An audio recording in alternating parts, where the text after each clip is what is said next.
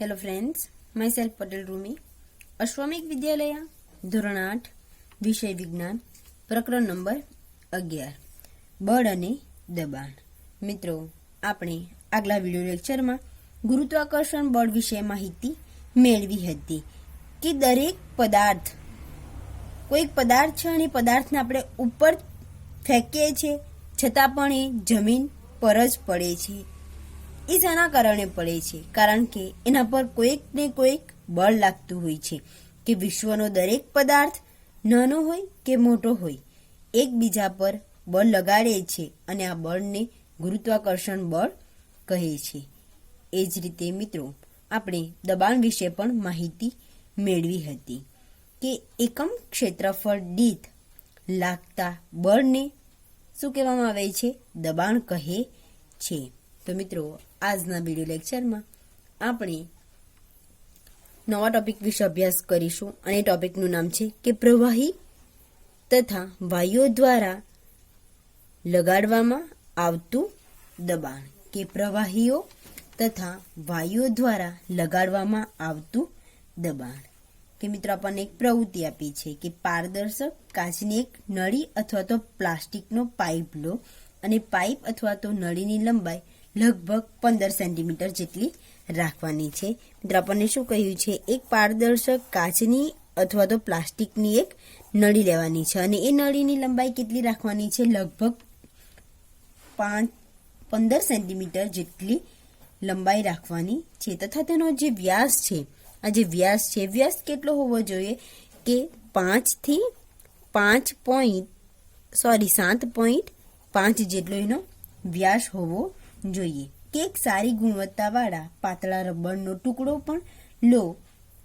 તમે રબરના ફુગ્ગો પણ લઈ શકો છો. મિત્રો, આપણે અહીંયા રબરનો ટુકડો લેવાનો છે અથવા તો રબરનો ફુગ્ગો પણ આપણે લઈ શકીએ છીએ. કે એક છેડા પર રબરની સીટને ખેંચીને બાંધી લો. કોઈ એક છેડા પર રબરની જે સીટ છે એને ખેંચીને શું કરવાનું છે? બાંધી લેવાની છે. અને પાઇપને ઉધ્વ દિશામાં રાખીને તેને મધ્ય ભાગથી પકડવાનો છે. ઉધ્વ ભાગ એટલે કે જે ભાગ પર આપણે રબર બાંધ્યું છે એને નીચે રાખવાનું છે અને જે ખુલ્લો ભાગ છે એટલે કે તેને ઉપર રાખવાનું છે, એટલે કે ઉધ્વ દિશામાં રાખવાનું છે. ત્યારબાદ કોઈ એક મિત્રને પાઇપમાં પાણી રેડવાનું કહો. મિત્રો, આ જે પાઇપ છે એ પાઇપનો અંદરનો ભાગ ખાલી હોય છે, પોલાણવાળો ભાગ હોય છે અને ઉપરના ભાગમાંથી શું રેડવાનું છે? પાણી રેડવાનું છે. અને ત્યારબાદ રબરના પડના ઉપસેલા ભાગનું તથા પાઇપમાં પાણીના સ્તંભની ઊંચાઈનું ફરીથી અવલોકન કરવાનું છે. કે આપણે જે નીચે રબર બાંધ્યું છે એ રબર અથવા તો જે પાઇપ છે એ પાઇપના આખા ભાગનું શું કરવાનું છે? અવલોકન કરવાનું છે. અને પાઇપમાં થોડું વધારે પાણી રેડો. રબરના પડના ઉપસેલા ભાગનું તથા પાઇપના પાણીના સ્તંભની ઊંચાઈને ફરીથી અવલોકન કરો. આ પ્રક્રિયાનું થોડી વધારે વખત પુનરાવર્તન કરવું આપણને શું જોવા મળશે? કે જે પ્રક્રિયા છે એ પ્રક્રિયાને આપણે વારંવાર કરીએ છીએ અને અવલોકન કરવાનું છે. આપણને શું જોવા મળે છે? કે આ પ્રક્રિયાનું થોડી વધારે વખત પુનરાવર્તન કરવાનું છે અને રબરના પડના ઉપસેલા ભાગ અને પાઇપમાં પાણીની ઊંચાઈનો સ્તંભ વચ્ચે કોઈ સંબંધ હોઈ શકે છે કે નથી તેના વિશે માહિતી મેળવવાની છે. તો આપણે જાણીએ છીએ કે આ જે આપણે નીચે જે રબર બાંધ્યું છે અથવા તો ફુગ્ગો બાંધ્યો છે અને એનો જે ઉપસેલો ભાગ જોવા મળે છે એ શું બતાવે છે? કે પાત્રના તળિયે પાણીને કારણે લાગતું દબાણ દર્શાવે છે. કે આ એક પાત્ર છે અને પાત્રના કારણે કોઈ એક પદાર્થ છે એ પદાર્થ પર શું લાગે છે? દબાણ લાગે છે. તેની અસર દર્શાવે છે. ત્યારબાદ છે મિત્રો એક બીજી પ્રવૃત્તિ છે. એ પ્રવૃત્તિમાં આપણને શું કહ્યું છે? કે પ્રવૃત્તિ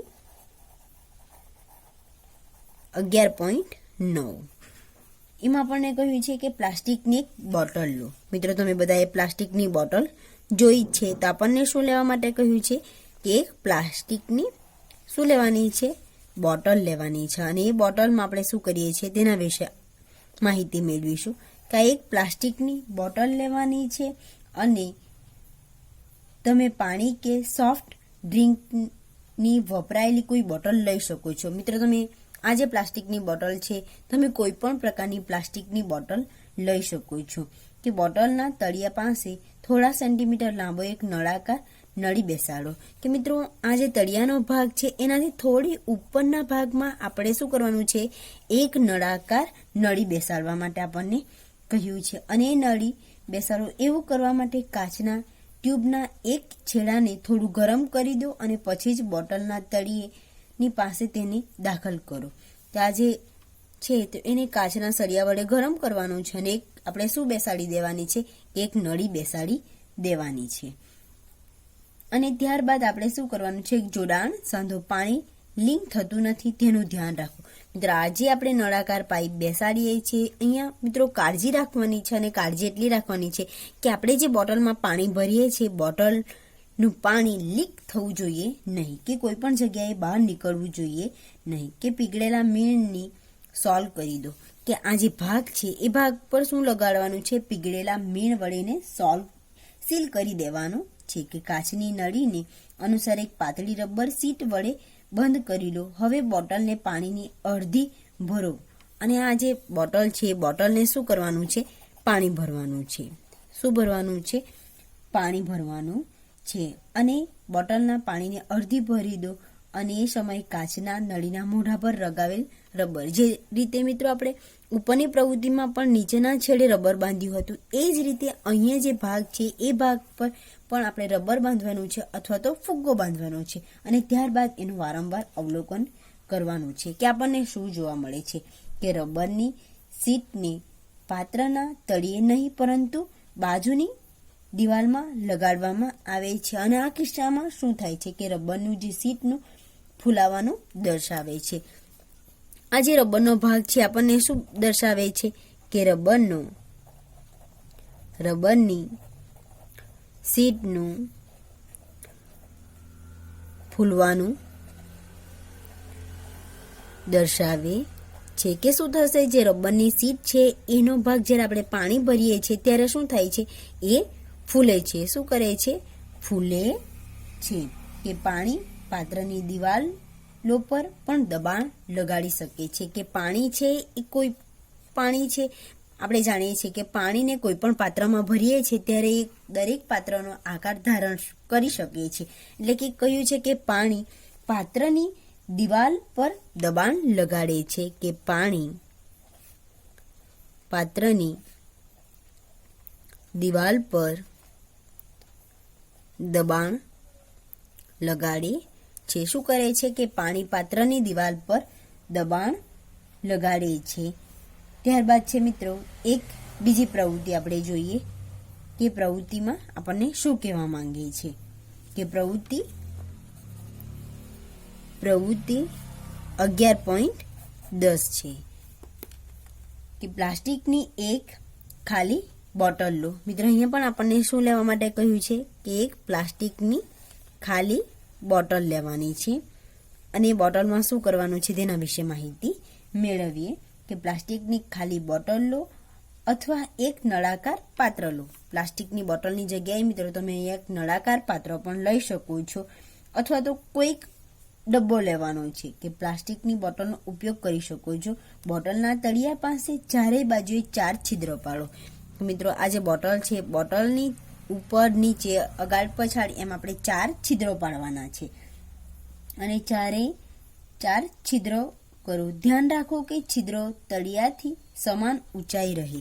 મિત્રો યાદ રાખવાનું છે કે એ જે બોટલનું તળિયાથી સમાન ઊંચાઈ થોડી આપણે શું રાખવાની છે, ઊંચાઈએ 4 છિદ્રો પાડવાના છે. કે બોટલને પાણીથી ભરો. તમે શું અવલોકન કરશો, શું છિદ્રોમાંથી નીકળતું પાણી બોટલથી સમાન અંતરે પડે છે?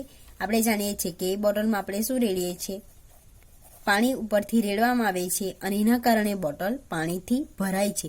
અને જે છિદ્રો છે એ છિદ્રોમાંથી પાણી બહાર નીચે અંતરે પડે છે કે નહીં પડે તે આપણે જોવાનું છે. કે પ્રવાહી સરખી ઊંડાઈએ સરખું દબાણ લગાડે છે. શું કહ્યું છે, કે પ્રવાહી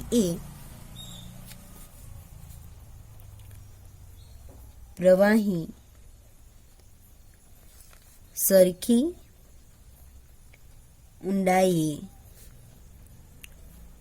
સરખું દબાણ લગાડે છે. કે શું વાયુઓ પણ દબાણ લગાડી શકે?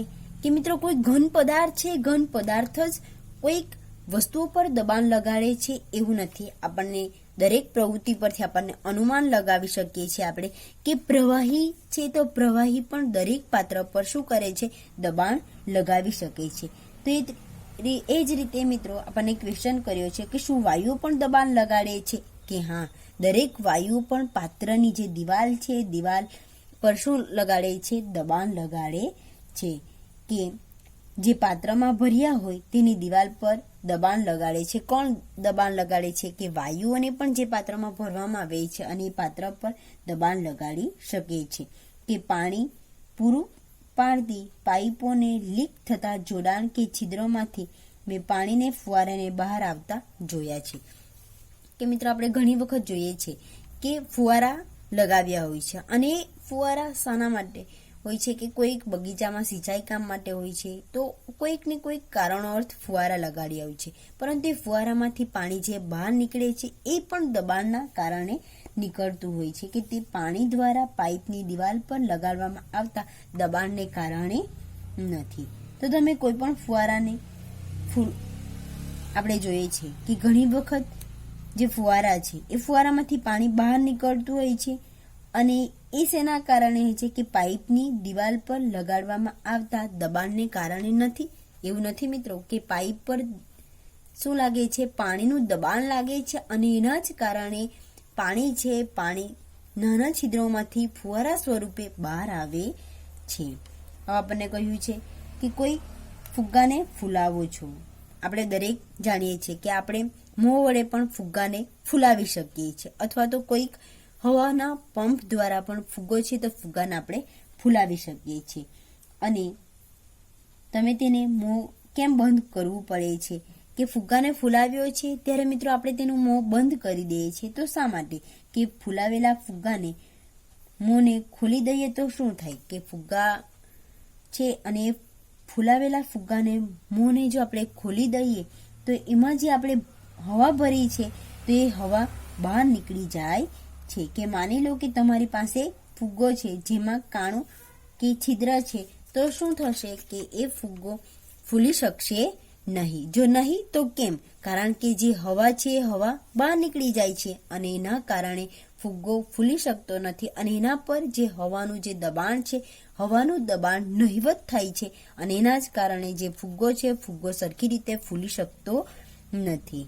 તે હવા બધી દિશાઓમાં બળ લગાડે છે. કે હા, હવા દરેક દિશામાં બળ લગાડે છે. યાદ કરો કે સાયકલની ટ્યુબમાં પંચર પડે તો તેની અંદરની હવાનું શું થાય છે? આપણે જાણીએ છીએ મિત્રો, આ જે ઉદાહરણ છે, ઉદાહરણથી પણ મિત્રો આપણે પરિચિત છીએ જ કે સાયકલ છે અને સાયકલની ટ્યુબમાં પંચર પડે છે અને પંચરને કારણે અંદરની જે હવા છે એ શું થઈ જાય છે? બહાર નીકળી જાય છે. શું આ અવલોકન સૂચવે છે કે હવા કોઈ ફૂલાવેલા ફુગ્ગા કે સાયકલની ટ્યુબની અંદરની દિવાલની સપાટી પર દબાણ લગાવે છે? કે હા મિત્રો, દરેક હવા છે, હવાને પણ જે પાત્રમાં ભરવામાં આવે છે એ પાત્રની દિવાલ પર શું લાગે છે? દબાણ લાગે છે. એટલે કે વાયુઓ પણ જે પાત્રમાં ભર્યા હોય તેની દિવાલ પર દબાણ લગાડે છે. કે વાયુઓ પણ જે પાત્રમાં ભર્યા હોય